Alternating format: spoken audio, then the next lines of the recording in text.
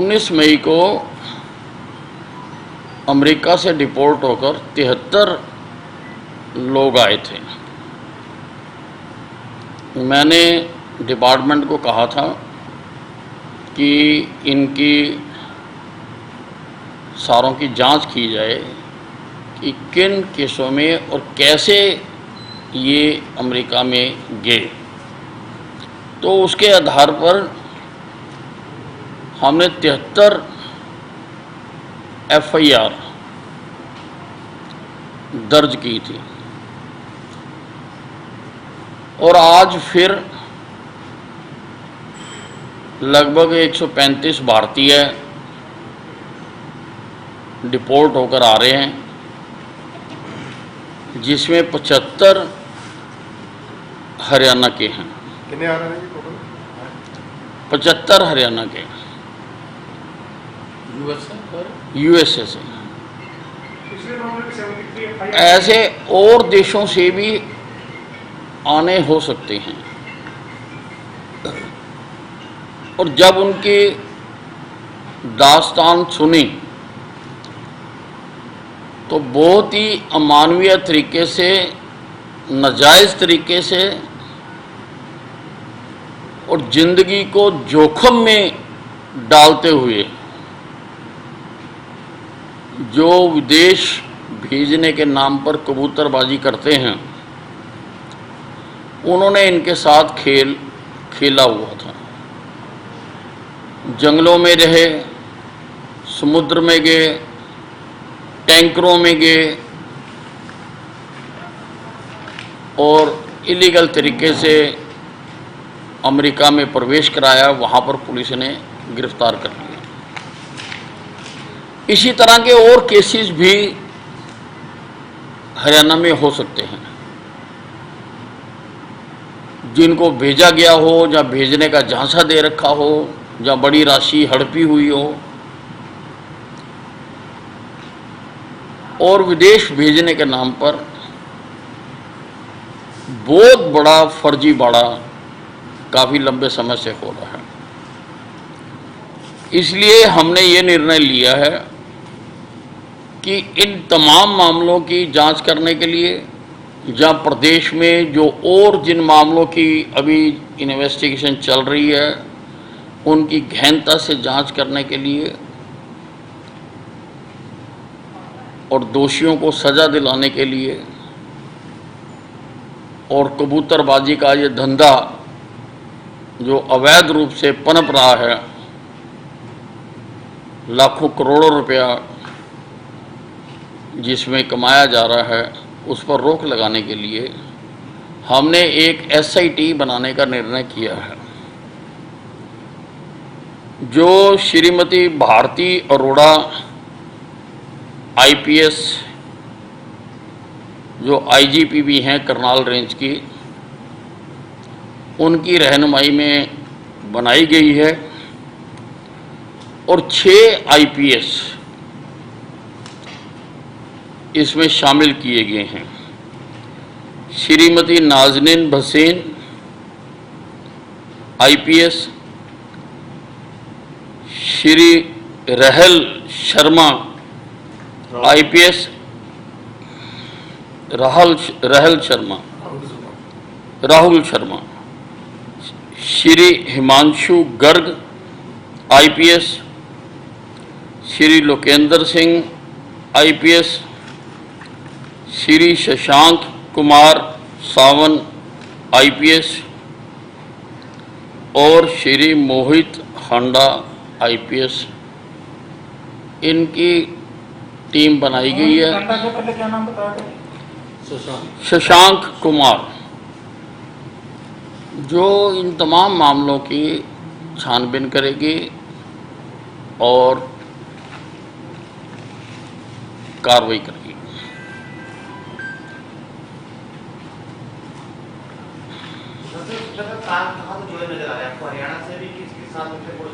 नहीं, ये सारे की जांच की जाएगी।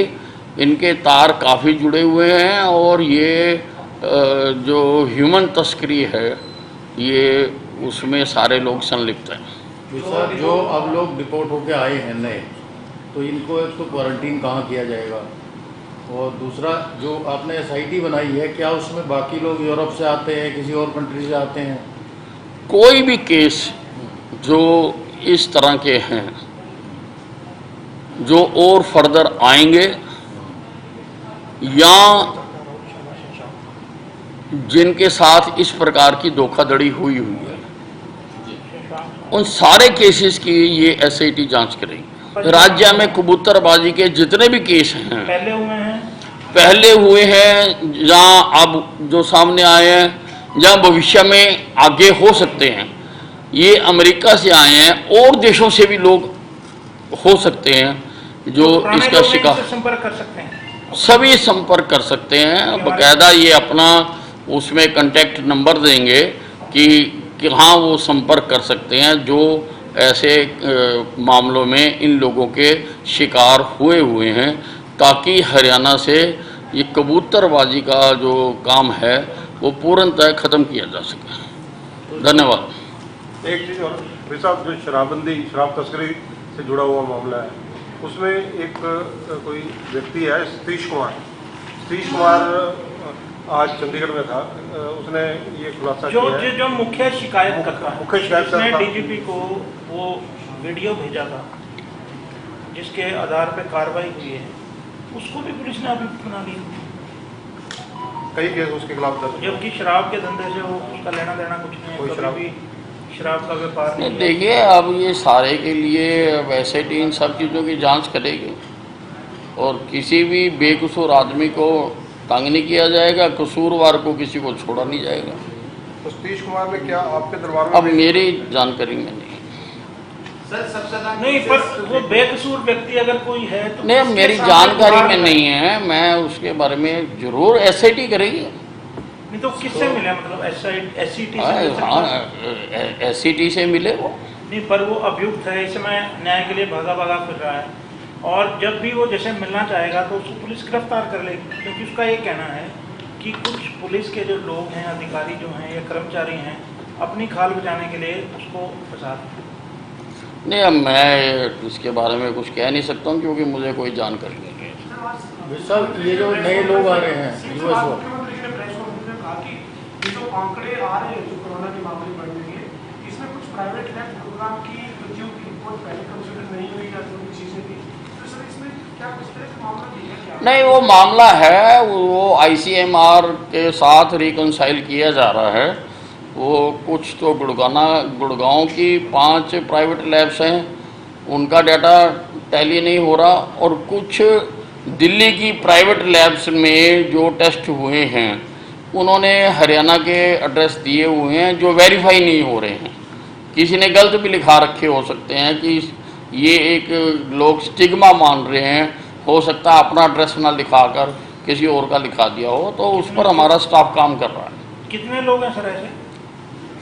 500-600 लोग हैं ऐसे ये जो वेरीफाई नहीं हो रहे।